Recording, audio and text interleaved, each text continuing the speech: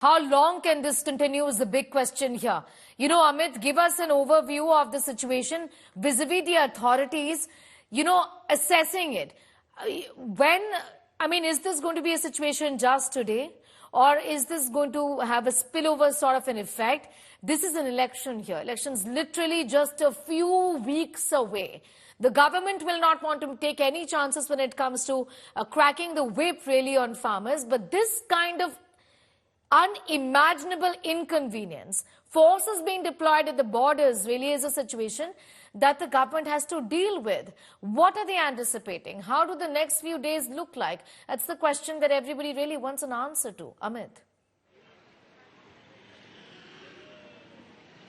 Sneha, there are two situations. Number one, what's happening on the ground right now, right from Sambhu border to the Singhu border where I'm standing right now. The government has made all preparations, as Milan and Aishwarya were also referring to.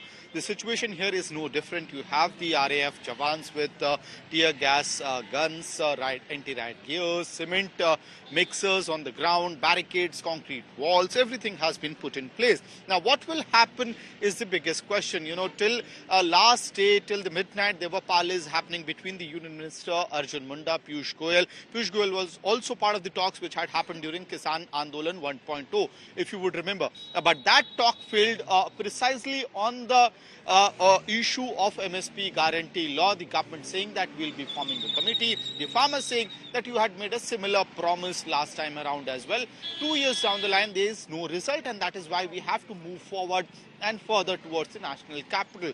Now, if remember, last time around there was Sanyukt Kisan Morcha, which was massive in terms of numbers. For instance, in Punjab, the biggest farm organization is Joginder Singh Ugraha's farm organization, BKU Ugraha, and that is possibly country's biggest farm organization as far as the cadre strength is concerned. Mr. Ugraha is not joining this particular protest, Feb 13th protest call, Delhi Chalo call. So is Sanyukt Kisan Morcha staying away from the call. But leaders like Joginder Singh Ugraha, Dr. Darshan Pal, the Tikat faction in UP, all of them are taking stock of the situation. They are on wait and watch kind of stance, and they are saying if the government uses excessive force to stop these farmers and workers heading towards the national capital, they will have to change the stance. And what happens if the SKM changes its stance? Right now you have no farmers movement at the Ghazipur border, which means essentially no farmers are moving forward and further from western Uttar Pradesh, or for that matter from Uttarakhand.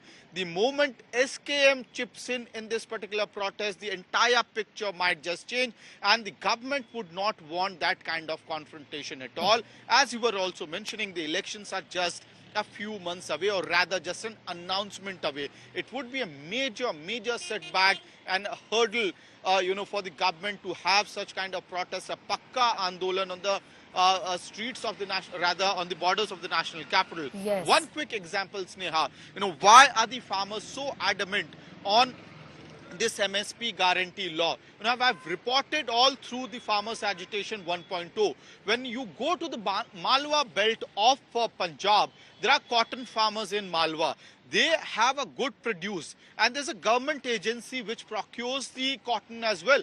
But these farmers say that the government agencies come sometimes 2 weeks later, 3 weeks later. And in that period, it's really difficult, because if there is humidity in the air, if there is rainfall, the entire produce can actually go to spoil, the rates will come down. And they have to sell their produce in the open market. If the color of the cotton changes to yellow shades, the price of the cotton reduces exponentially. So all these farmers are demanding that you have to give us MSP guarantee law, which means whether we are selling it to the central agencies, the government procuring agencies, or the private vendors, we end up getting what has been fixed, the amount that has been fixed by the government.